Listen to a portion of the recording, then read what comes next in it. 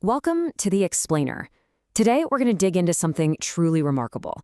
A blueprint, really. A system that the very first Muslims put in place to make sure the core teachings of their faith would last for all time. So let's just dive right into the big question. You might think this is just a history lesson, right? But it is so much more than that. It's about the very foundation that has supported a global faith for over 14 centuries. I mean, how do you protect a message? Not just the words, but the spirit, the practice, after the original teacher's gone? The answer, it turns out, is a masterclass in foresight and discipline. Okay, so the very first step, the absolute bedrock of it all, it was establishing a foundation that could not be shaken. And for the early Muslim community, that foundation was, without a doubt, the Quran. And the key here was just how absolute this principle was. The Prophet himself made it crystal clear. When it came to public teaching, to guidance, to remembering God, the Quran was the #1 source. Everything else, even his own sayings in that context, took a back seat, all to make sure that foundation stayed pure and totally uncluttered.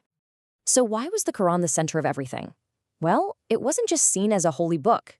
It was seen as a complete manual for life. Think about it. It had lessons from the past, it laid out principles for the future, and it was the final word in any disagreement. They called it God's strong rope, like a lifeline, and the one true straight path. It was literally the map, the compass, and the destination, all rolled into one. Okay, but a map is just paper, right? It's only useful if you know how to read it. And for that, the community looked to the living, breathing examples of the Quran's teachings, the Prophet's companions, who we know as the Sahaba. I love this summary from the great scholar Hassan al-Basri. It just captures their whole vibe perfectly. See, it wasn't just about praying and fasting.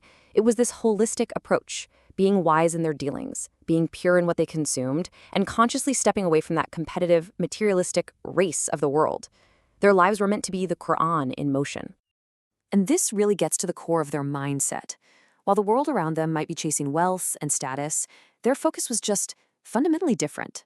They were driven by accountability for the afterlife, so much so that they actually worried that having too much comfort in this life might take away from the reward in the next one. It was a profound recalibration of what's truly important. All right, so we've got the ultimate text and we've got the ultimate role models. The big question then is, how exactly did they preserve the Prophet's practical teachings, the Sunnah, with such precision and care? Well, they didn't just wing it. They had a system, a very clear one. Let's take the method of the first caliph, Abu Bakr. When a new issue came up, the process was always the same. Step 1, check the Quran. If the answer isn't there, step 2, what do we know about the Prophet's practice? And if it was still unclear, he'd go public and ask, does anyone here remember what the Prophet did in a situation like this? It was this systematic, community-based fact-checking. And this is so important to grasp. It was way more than just memorizing stuff. No way. This was a really responsible process. They always thought about the context of a teaching and who their audience was. For example, they were super cautious about sharing things that, while true, might make people lazy in their faith. It was all about protecting the message's integrity and its intended impact. All right, so we've got this incredible blueprint, but, no plan ever survives contact with reality without a few tests, right? Let's see what challenges popped up. So one of the first challenges was actually an intellectual one. See, the Quran has some verses that are more symbolic or allegorical, the mutashabihat. And the temptation was to just endlessly debate what they really meant. But the instruction was clear. Stick to the verses that are plain and decisive. Getting lost in speculation over the ambiguous stuff was seen as a doorway to getting off track. But then came a much, much tougher test. This one came from political chaos, and it led to extremist groups like the Khawarij.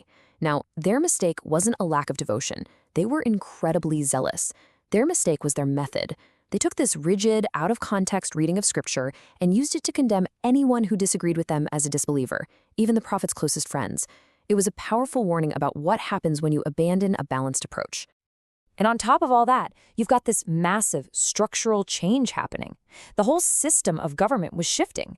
The community went from the Prophet's direct guidance to a caliphate based on his methods, and then eventually to a system of hereditary monarchy. Each new stage brought brand new tests for how to hold on to those original religious and ethical standards in a changing political world.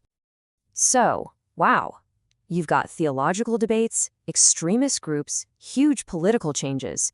With all of that going on, what did people hold on to? What became the ultimate standard, the final reference point? This quote from Imam al-Awza'i, man, it just hits the nail on the head. He's basically saying that in a world full of new ideas and philosophies, the real benchmark for authentic religious knowledge is the collective understanding and the practice of that very first generation. They were the direct students, so their consensus became the gold standard. And that's it. That's the blueprint, right there. It's this amazing two-part system.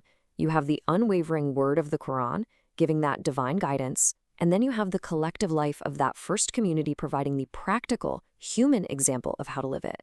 That combination became the compass for navigating the future and for telling the difference between the original path and all the detours that came later. And that really brings us to our final thought for today. In our world where we're just flooded with information and different interpretations of everything, what's the value of having such a clearly defined foundational benchmark? When you think about that, you start to understand not just the history of a faith, but the timeless challenge of preserving any legacy. How do you stay true to an original vision? It's a question definitely worth thinking about.